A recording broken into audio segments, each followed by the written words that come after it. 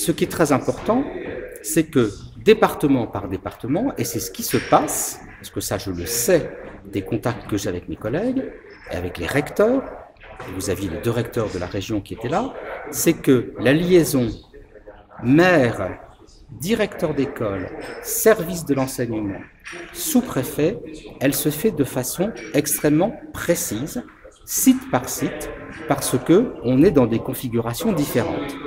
On est d'abord sur un échelonnement différent dans le temps. L'objectif, c'est d'abord la rentrée de l'école primaire, avec des classes très différentes, des écoles très différentes.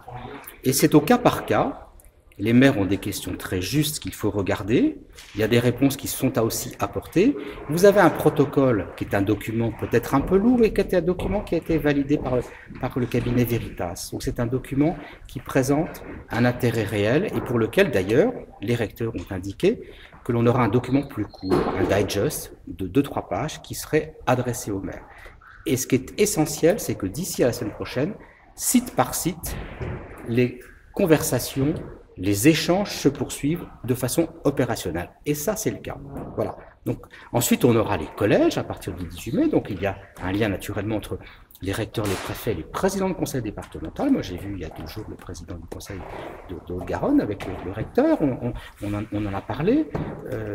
Et puis, il y a la région avec laquelle aussi on travaille très étroitement dans la perspective de réouverture des lycées professionnels, les sujets de transport en commun, etc. Mais tout ça est abordé de façon extrêmement calme, qu'il y ait beaucoup de questions, c'est normal. On est dans une période qui est totalement exceptionnelle.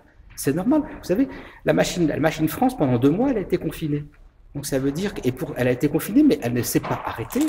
On a eu quand même des choses très importantes. Le service de santé a tenu le choc, me dit le chef du gouvernement, et a permis de soigner.